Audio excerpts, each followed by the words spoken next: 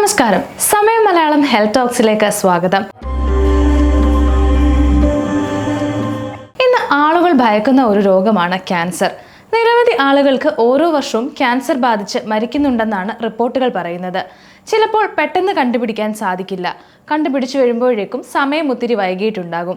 ഇന്നത്തെ വീഡിയോയിൽ നമ്മൾ സംസാരിക്കുന്നത് ക്യാൻസർ രോഗത്തെക്കുറിച്ചാണ്. കഴിഞ്ഞ ദിവസം സംരംഭകയായ മോണിക്ക ചൗധരി അവരുടെ ക്യാൻസർ അനുഭവത്തെക്കുറിച്ച് ഇൻസ്റ്റഗ്രാമിൽ പോസ്റ്റ് ചെയ്തിരുന്നു. പൂർണ്ണ ആരോഗ്യവതിയായിരുന്നിട്ടും ക്യാൻസർ വന്നതിന്റെ ഞെട്ടലിലാണ് അവർ. എപ്പോഴാണ് ഇങ്ങനെ സംഭവിച്ചതെന്ന് അറിയില്ലെന്നും ജോലിയിലെ സമ്മർദ്ദം മൂലം ആരോഗ്യം നഷ്ടപ്പെട്ട് ഒടുവിൽ ചെക്കപ്പ് ചെയ്തപ്പോഴാണ് ക്യാൻസർ സ്ഥിരീകരിച്ചതെന്നും മോണിക്ക പോസ്റ്റിൽ പറഞ്ഞു. മോണിക്കയുടെ ജോലി ഭയങ്കര പ്രയാസം നിറഞ്ഞ ഒന്നായിരുന്നു. ചിലപ്പോഴൊക്കെ സമയപരിമിതി നോക്കാതെ ജോലി ചെയ്യേണ്ടി വന്നിട്ടുണ്ട്. എന്നാൽ ഭക്ഷണ കാര്യത്തിൽ നല്ല ശ്രദ്ധയുള്ള ആളുമായിരുന്നുവെന്നും ആരോഗ്യകരമായ ഭക്ഷണം അതും കൃത്യസമയത്ത് കഴിച്ചിരുന്നുവെന്നും വറുത്തതോ എണ്ണമയമുള്ളതോ ആയ ഭക്ഷണം അധികം കഴിക്കില്ലായിരുന്നുവെന്നും അവർ പോസ്റ്റിൽ പറഞ്ഞിട്ടുണ്ട്.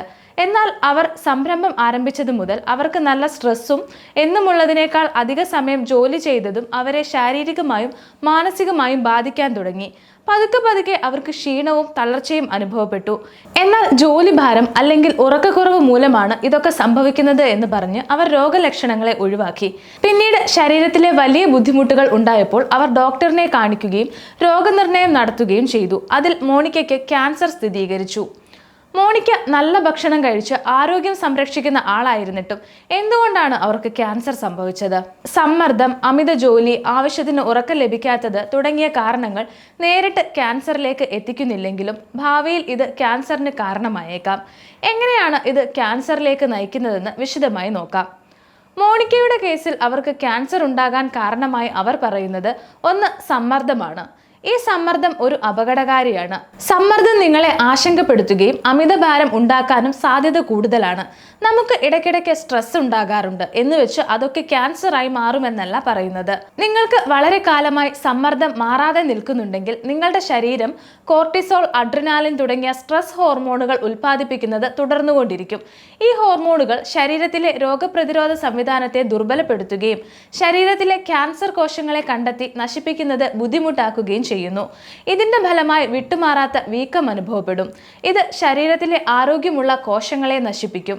അതുപോലെ ഇത് നിങ്ങളുടെ ശരീരത്തെ ക്യാൻസറിൽ നിന്ന് സംരക്ഷിക്കാൻ സഹായിക്കുന്ന പ്രധാന പ്രോട്ടീനുകൾക്കും DNA-ക്കും ദോഷം ചെയ്യും. 2. അമിത ജോലിഭാരമാണ്. അമിത ജോലിഭാരം നിങ്ങളുടെ മുഴുവൻ ജീവിതത്തെയും താളം തെറ്റിക്കുന്ന ഒന്നാണ്.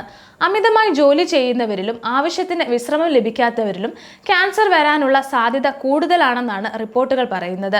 കൂടുതൽ സമയം ജോലി ചെയ്യുന്നതും അനാരോഗ്യകരമായ പെരുമാറ്റ രീതികളും ഭക്ഷണക്രമത്തിലെ അപാകതകളും വ്യായാമം ഇല്ലായ്മയും ഒക്കെ ക്യാൻസറിന് കാരണമാകുന്നുണ്ട്.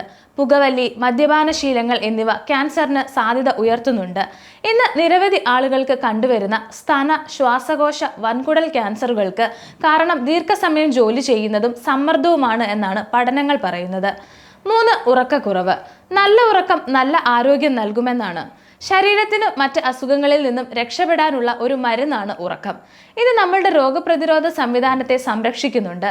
ഉറക്കം കുറയുന്നത് കൊണ്ട് നമ്മുടെ ശരീരത്തിലെ ക്യാൻസറിനെതിരെ പോരാടാൻ സഹായിക്കുന്ന മെലാറ്റോണിൻ ഹോർമോണിന്റെ ഉൽപ്പാദനം തടസ്സപ്പെടുത്തുന്നു. ശരിയായ ഉറക്കം ലഭിച്ചില്ലെങ്കിൽ പലതരം ക്യാൻസർ ഉണ്ടാകാൻ സാധ്യതയുണ്ടെന്നാണ് റിപ്പോർട്ടുകൾ. അതുപോലെ ഉറക്കക്കുറവ് DNA-ക്ക് കേടുപാടുകൾ വരുത്തുകയും പ്രതിരോധശേഷി ദുർബലമാക്കുന്നതിനും വീക്കം വർദ്ധിപ്പിക്കുന്നതിനും കാരണമാകും.